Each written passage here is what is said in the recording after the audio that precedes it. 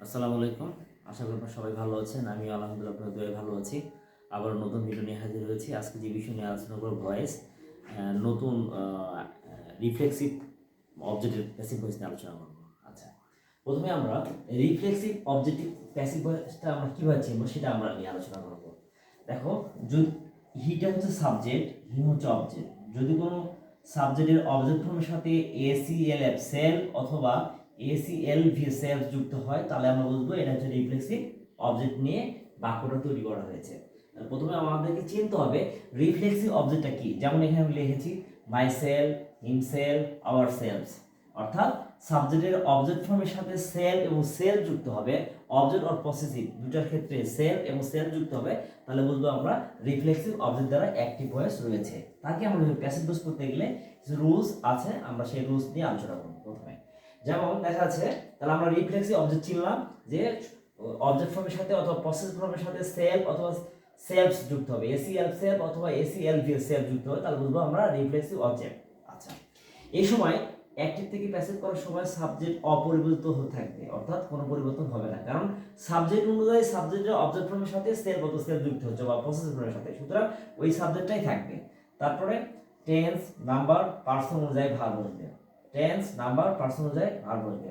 বরাবরের মতোই মূল ভাবে অবশ্যই ভিথির ভ্রম বসবে, যেটা আমি আগে বলছি যে প্যাসিভ ভয়েস করার সময় অবশ্যই মূল ভাবে ভিথির ভ্রম বসে। তারপরে বাই যুগে রিফ্লেক্সিভ অবজেক্ট বসবে, যে রিফ্লেক্সিভ অবজেক্টটা থাকবে, যেমন এখানে রয়েছে হিমসেল, হিমসেল থাকবে। আচ্ছা, আমি আবারও বলছি যে প্রথমে রিফ্লেক্সিভ অবজেক্টের প্যাসিভ ভয়েস করতে গেলে তোমাকে রিফ্লেক্সিভ অবজেক্টটা চিনতে হবে। কিভাবে চিনবো?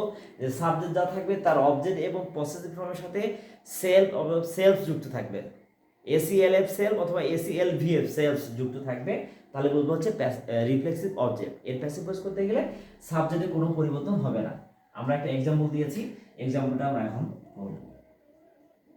যেমন দেখো, এর সাবজেক্টকে হি, কিলটা হচ্ছে মূল ভার্ব, হিমসেলটা হচ্ছে রিফ্লেক্সিভ অবজেক্ট।